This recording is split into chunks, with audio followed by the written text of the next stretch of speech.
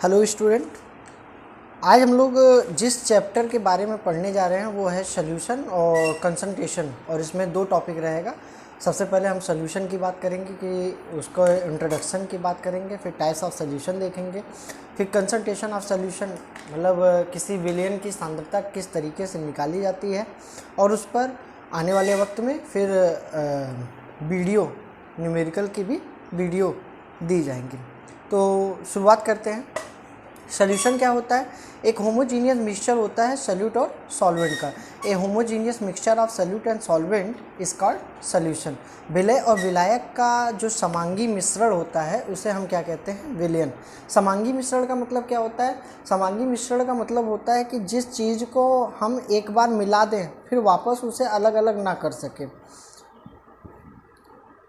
उन सभी विलयन को हम क्या कहते हैं? समांगी विलयन या होमोजीनियस सॉल्यूशन। सॉल्यूट क्या होता है? Which is dissolve. जिस चीज़ को हम घोलते हैं वो सॉल्यूट होता है। सॉल्वेंट क्या होता है? इन विच सॉल्यूट इज डिजॉल्व। जिस चीज़ में सॉल्यूट को घोला जाता है वो सॉल्वेंट होता है, जिसे विलायक भी कहते हैं। जैसे एज ए एग्जाम्पल हमने वाटर और लेमन का एक सॉल्यूशन बना रखा है। तो वाटर में हमने क्या किया है? लेमन मतलब नींबू को पानी में मिला रखा है और उसकी वजह से एक सॉल्यूशन तैयार हुआ है। तो हम कह सकते हैं कि नींबू जो लेमन है वो सॉल्यूट होगा, विलय होगा, और वाटर जो है वो क्या होगा? विलायक होगा, सॉल्वेंट होगा, क्योंकि हमने नींबू को पानी में घोला है। तो जिस चीज़ को हम घोलते हैं वो विलय होता है, सॉल्यूट होता है, और जिस चीज़ में घोलते हैं वो क्या होता है? विलायक होता है, सॉल्वेंट होता है। टाइप्स ऑफ सॉल्यूशन देखा जाए on the basis of mixture. Mixture के बेसिस पे किस किस तरीके से हम मिला सकते हैं, अगर उनके बेसिस पर देखा जाए तो ये 9 तरीके के होते हैं। जैसे सॉल्यूशन में दिखाया है क्या कि सॉलिड सॉलिड का सॉल्यूशन, सॉलिड लिक्विड का सॉल्यूशन, सॉलिड गैस का सॉल्यूशन, फिर लिक्विड का सॉलिड में सॉल्यूशन, लिक्विड का लिक्विड में सॉल्यूशन, लिक्विड का गैस में सॉल्यूशन, गैस का सॉलिड में सॉल्यूशन, गैस का लिक्विड में सॉल्यूशन, गैस का गैस में सॉल्यूशन। ये 9 तरीके के सॉल्यूशन होते हैं। अब इसमें सॉल्यूट यहाँ पर दे रखा है, सॉल्वेंट भी दे रखा है, और उसके एग्जाम्पल भी दे रखे हैं। जैसे एज एग्जाम्पल जब सॉलिड को सॉलिड में मिलाया जाता है तो वो सॉल्यूशन होता है क्या? Solid plus solid solution.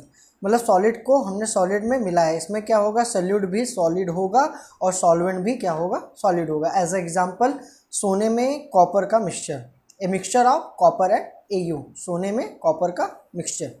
On the basis of nature की अगर बात किया जाए तो ये भी 2 तरीके के होते हैं। एक होता है डाइल्यूट सॉल्यूशन और दूसरा होता है कंसंट्रेट सॉल्यूशन।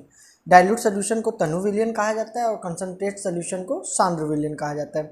डाइल्यूट सॉल्यूशन की खासियत क्या है कि जिस चीज़ को हम घोलते हैं उसकी वैल्यू कम होती है, और जिस चीज़ में घोलते हैं उसकी वैल्यू ज़्यादा होती है। इसका मतलब क्या है कि सॉल्यूट की वैल्यू कम होगी और सॉल्वेंट की वैल्यू क्या होगी? ज़्यादा होगी। कंसंट्रेट में जस्ट इसका अपोजिट होता है। कंसंट्रेट सॉल्यूशन में क्या होगा कि जिस चीज़ को हम घोलते हैं वो ज़्यादा होगा, जिस चीज़ में घोलते हैं वो क्या होगा? कम होगा। इसका मतलब सॉल्यूट की वैल्यू कंसंट्रेट में ज़्यादा होती है और सॉल्वेंट की वैल्यू कंसंट्रेट में कम होती है। ये बात हो गई। अभी तक जो बात कर रहे थे हम सॉल्यूशन और उसके टाइप्स की। अब बात करते हैं कंसंट्रेशन ऑफ सॉल्यूशन की, किस तरीके से हम किसी सॉल्यूशन का कंसंट्रेशन मतलब उसकी सांद्रता निकाल सकते हैं। तो सबसे पहला जो कंसंट्रेशन निकालने का तरीका है वो है परसेंटेज के जरिए।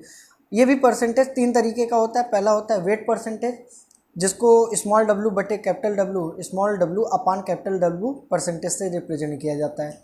वॉल्यूम परसेंटेज स्मॉल w अपान कैपिटल V परसेंटेज के जरिए से रिप्रेजेंट किया जाता है।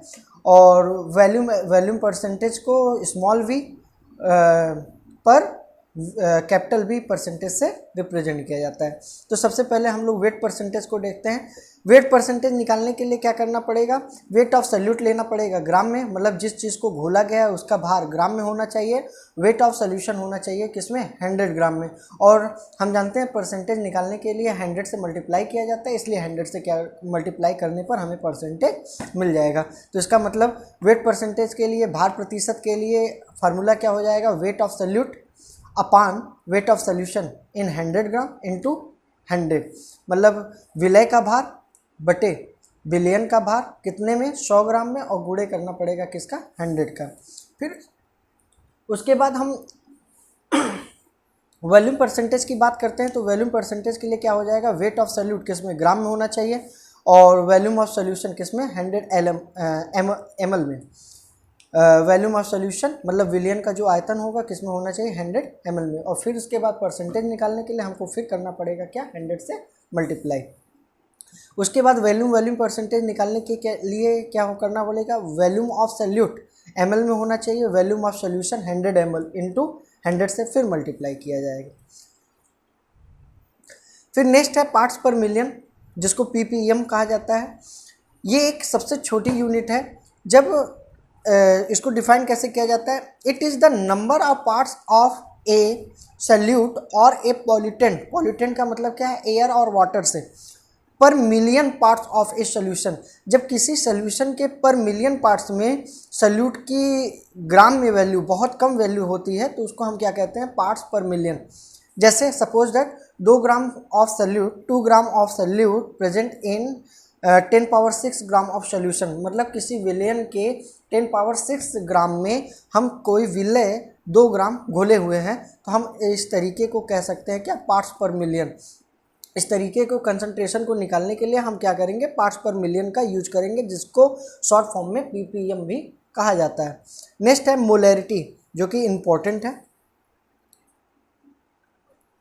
है मोलैरिटी निकालने के लिए क्या करना पड़ता है, the number of mole of solute dissolve in पर litre of solution.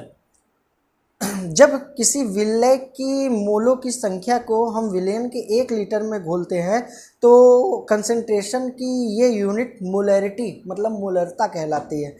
Number of mole of solute मतलब विलय के मोलों की संख्या, volume of solution in litre मतलब सोल्यूशन का आयतन मतलब विलयन का आयतन होना चाहिए किसमें लीटर में। इसको रिप्रेजेंट कैसे किया जाता है, m equal to n upon V, n equal to n upon V, n upon V में जहाँ पर n क्या है नंबर ऑफ मोल्स है, v क्या है लीटर में सोल्यूशन का वॉल्यूम दिया हुआ है।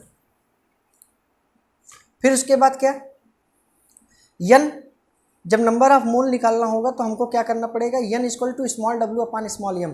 स्मॉल w क्या है वेट ऑफ सल्यूट है, वेट ऑफ सल्यूट मतलब विलय का भार है, और स्मॉल m क्या है मॉलिक्यूलर वेट ऑफ सल्यूट मतलब विलय का अणुभार है।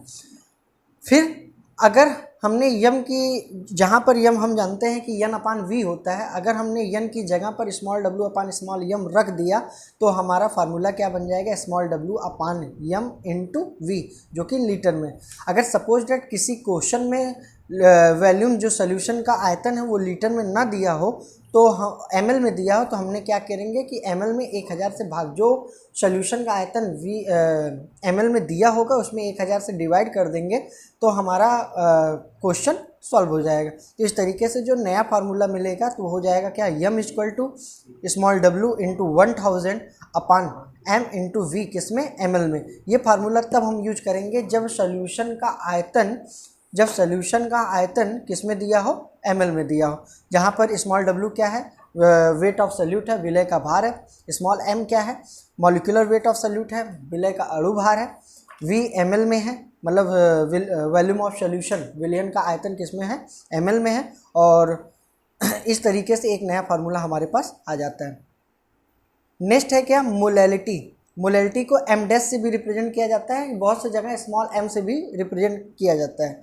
तो मोलैलिटी मतलब मोललता होता है। मोललता को कैसे रिप्रेजेंट किया जाता है, number of mole of solute मतलब विलय के मोलों की संख्या, वेट ऑफ सॉल्वेंट। यहाँ पर ध्यान देना इस चीज़ को है, यहाँ पर सोल्यूशन की नहीं सॉल्वेंट की बात की जा रही है, और सॉल्वेंट का वेट मतलब विलायक का भार किस में होना चाहिए केजी में होना चाहिए। तो m डैश इक्वल टू हो जाएगा क्या स्मॉल n इंटू अपान w किस में केजी में।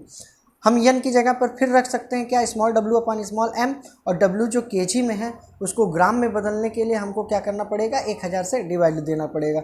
हम दोनों वैल्यू को अगर m डैश के फार्मूले में रख देंगे तो हमारे पास नया फार्मूला आ जाएगा क्या m dash equal to small w upon m into 1000 upon w किस में ग्राम में। ये इस वैल्यू को हम तब इस्तेमाल करेंगे जब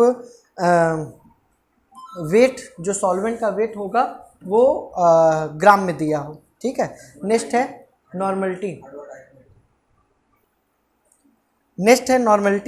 नॉर्मलिटी जिसको n से रिप्रेजेंट किया जाता है और जिसको हिंदी में नॉर्मलता कहते हैं। n इक्वल टू क्या होता है number of equivalent of the solute, equivalent मतलब विलय के तुल्यांकों की संख्या, विलय के तुल्यांकों की संख्या और वॉल्यूम ऑफ द सॉल्यूशन, मतलब विलयन का आयतन किस में होना चाहिए, लीटर में। विलय के तुल्यांकों की संख्या और वॉल्यूम ऑफ द सॉल्यूशन, मतलब विलयन का आयतन किस में होना चाहिए। इसको रिप्रेजेंट करने के लिए n इक्वल टू हो जाएगा क्या, n equal to small w upon e into V litre में, e इंटू वी लीटर में होना चाहिए। यहाँ पर सॉल्यूशन की बात की जा रही है, ध्यान दीजिएगा। स्मॉल w जहाँ पर क्या है, number of weight of solute है, विलय का भार है। e क्या है, इक्विवेलेंट वेट ऑफ सॉल्यूट है। और v क्या है, लीटर है किसका, वॉल्यूम ऑफ सॉल्यूशन, मतलब विलयन का आयतन। इक्विवेलेंट वेट कैसे निकाला जाता है, इक्विवेलेंट वेट हम निकाल सकते हैं जैसे सपोज डेट किसी एसिड या कोई एसिड या कोई बेस है।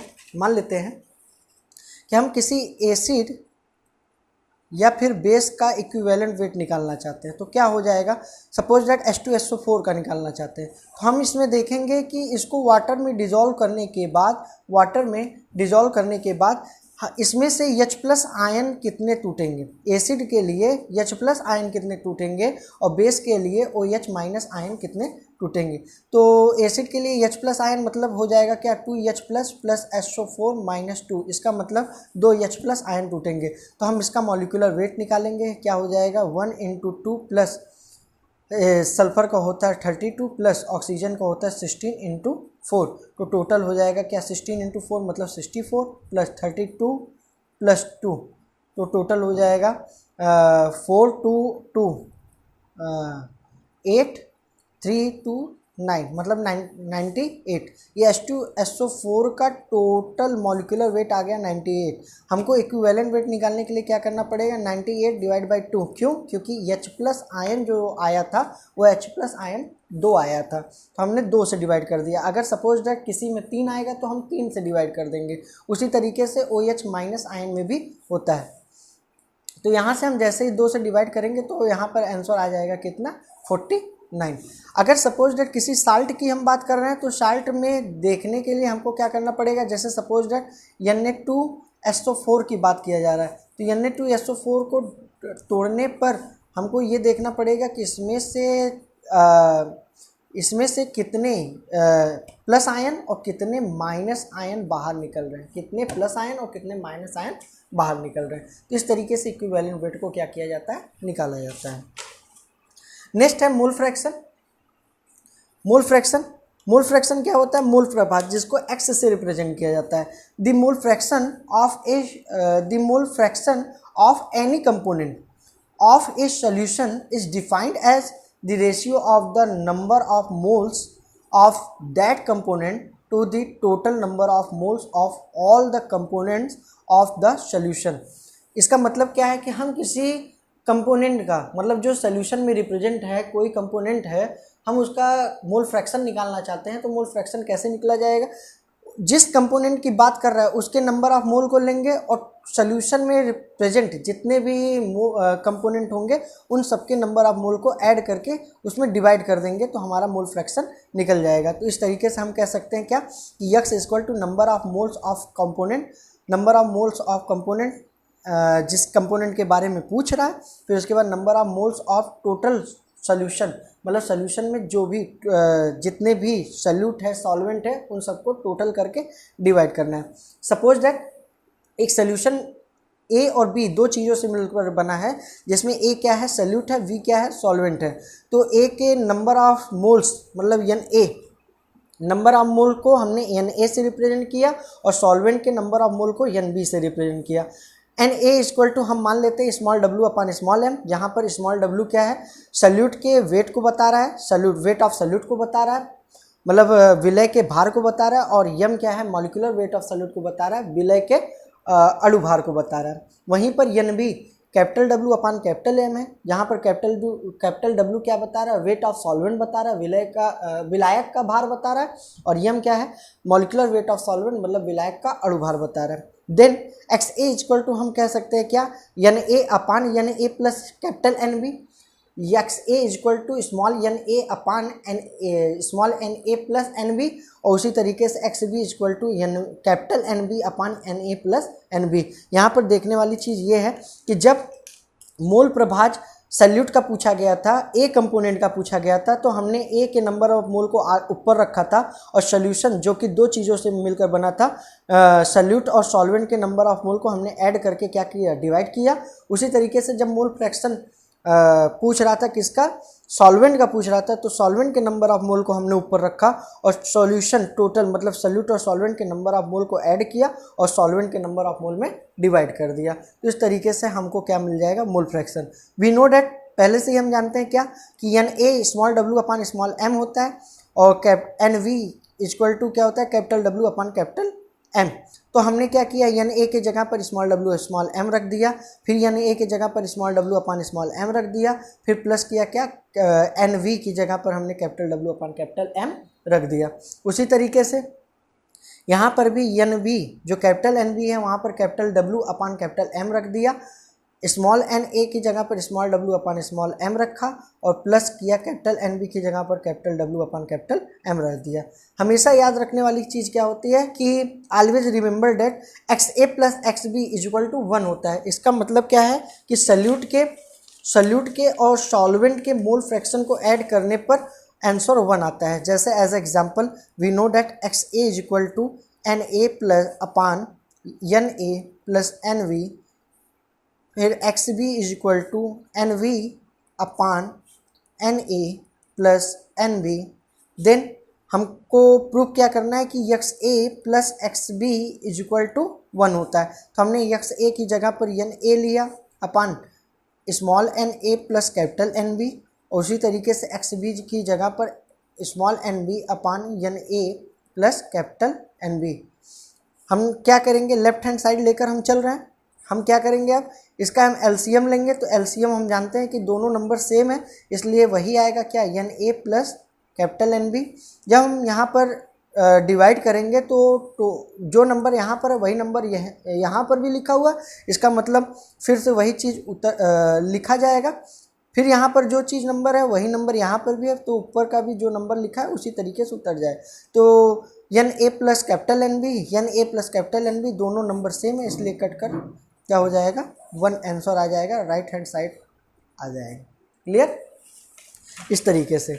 और उसके बाद क्या इफेक्ट पड़ता है टेम्परेचर का इन सभी कंसंट्रेशन की यूनिट पर, तो याद रखिएगा molarity and normality both change with temperature.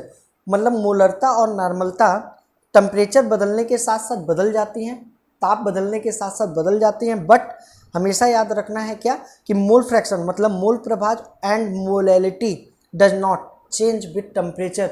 मतलब मोल फ्रैक्शन, मोल प्रभाज और मोललता कभी भी टेम्परेचर बदलने के साथ नहीं बदलना। उसकी वजह क्या है, हमेशा ध्यान दीजिएगा कि जिस भी कंसंट्रेशन की यूनिट में डिवाइजेशन में वॉल्यूम की बात की रही होगी वो टेम्परेचर के साथ साथ बदल जाएगी। वॉल्यूम में जिस भी कंसंट्रेशन यूनिट में वॉल्यूम की बात की गई होगी वो टेम्परेचर के चेंज होने के साथ साथ उसकी क्या होगा, वो उस पर इफ़ेक्ट पड़ेगा। लेकिन जहाँ पर भी वॉल्यूम की बात नहीं की गई होगी वो कंसंट्रेशन यूनिट टेम्परेचर के बदलने के साथ साथ नहीं बदलेगा। इस टॉपिक को यहाँ पर पूरा लिखना है, पूरा नोट्स तैयार करना है। उसके बाद अगले वीडियो में हम न्यूमेरिकल के साथ आगे बात करेंगे।